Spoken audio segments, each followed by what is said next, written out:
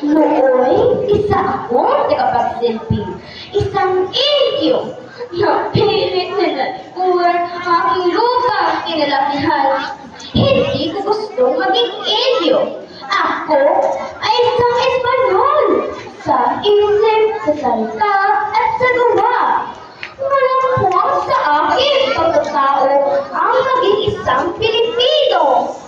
Ikinatihiyang ko ang lahi ko dahil sila ay mga ham, dukha at ampas lupa. Hindi gaya ng mga Espanyol na nabibilang sa mga maharlika. Kabi-kabi-kani ang natatay ko ang kagandahan. Hindi ba? Alam kong kayo'y naakit sa aking karikan. Hay naku!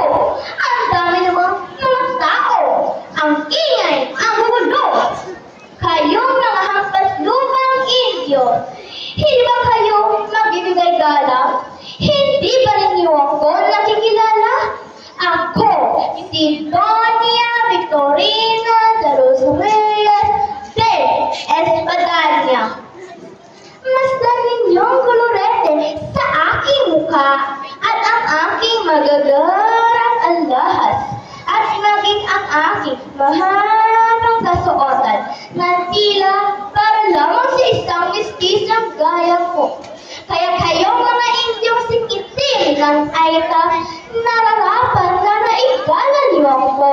Ako ang tunay na may dugong Espanyol. Ha ha ha! Magsama kayong mga hampas lupa sa impyerno. Kaming mga mistisa lang ang narapat sa langit. Noong kabataan ko'y hindi alintana na maraming nanligaw at nasilaw sa aking kagandahan. Ngunit sila'y tinaboy ko. Paano ba naman itong tulad ko'y magpapagusaw sa isang Indio? Abay, hindi naman ito maaari. Kaya ito ang aking tangit, si Don Tiburcio de Espadaña. Hindi na ako maganda, sosyal pa.